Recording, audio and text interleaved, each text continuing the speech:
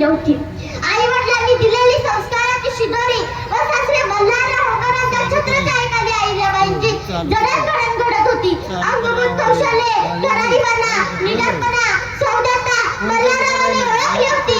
तोच बलिदानपणा, तीच आक्रमकता, तोच पराक्रम, पण तितकाच संयम, तीच न्यायप्रियता, तीच मानवता, तीच धार्मिकता, सात्विकता अहिल्याच्या अंगी ठसून भरली होती. अशी अहिल्या पूर्ण निष्ठेने आपल्या कारभाराचा संस्कारात जाणीवपूर्वक लक्ष घालत होती. दरम्यानच्या काळात त्यांच्यावर अनेक संकटे आली. संकटांना घाबरतील अहिल्या कसल्या, पण विपरीत परिस्थितीत होळकरांच्या साम्राज्यात सांभाळण्याची जबाबदारी अहिल्याबाईंवर आली. प्रजेविषयीची असलेली प्रतिबद्धता व सासऱ्यांनी केलेली विनवणी सर्वोच्च मानून त्यांनी हा राजपाट अतिशय आत्मविश्वासाने स्वीकारला.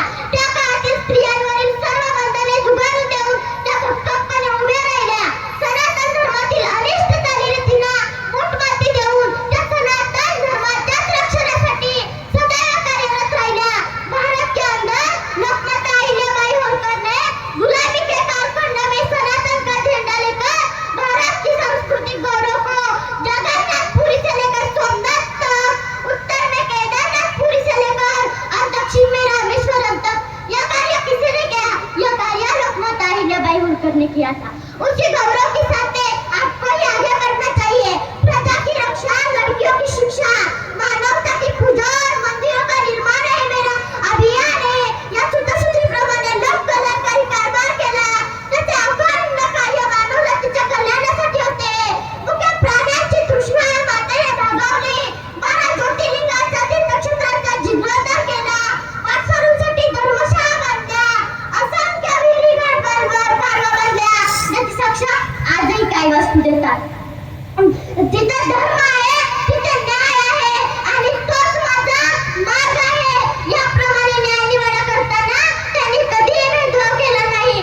धर्म हाच राजधर्म आणि प्रजेची सेवा हीच माझी पूजा असे मानून अखंडपणे धर्माचे रक्षण व प्रजेची सेवा जीवापाड केली. म्हणून म्हणावेसे वाटते, भारतभर पसरली कीर्ती तुझी, भारतभर पसरली कीर्ती तुझी. तीर्थक्षेत्री बांधल्या धर्मशाळा, उदार कारुण्य मूर्ती अहिल्यामाता. रयतेच लावला तिनेला. हातात पिंड घेतलेली धार्मिक व सात्विक अहिल्या आम्हाला सांगितली. हातात पिंड घेतलेली धार्मिक व सात्विक अहिल्या आम्हाला सांगितली हो.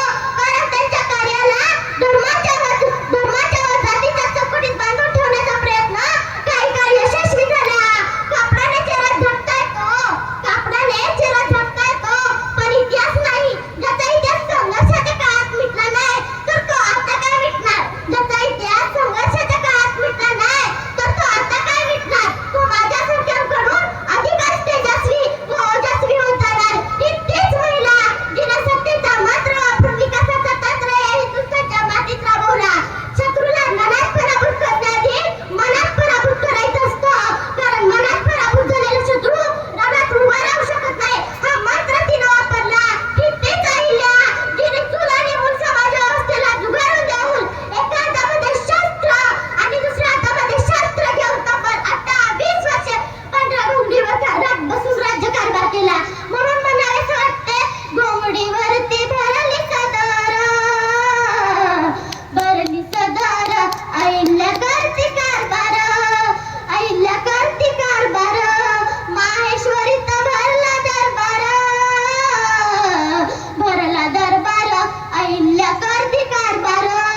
अहिल्या सिंहासनावर आरूढ झाल्याने नव्हे तर प्रजेच्या मनात रुजल्याने पुण्यश्लोक झाल्या.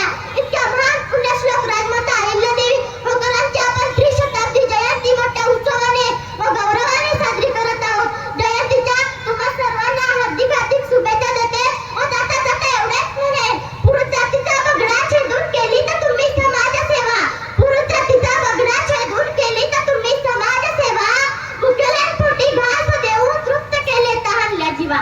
भुकेल्यांपोटी घास देऊन तृप्त केले तहानल्या जीवा. मानव सेवेचा मार्ग जात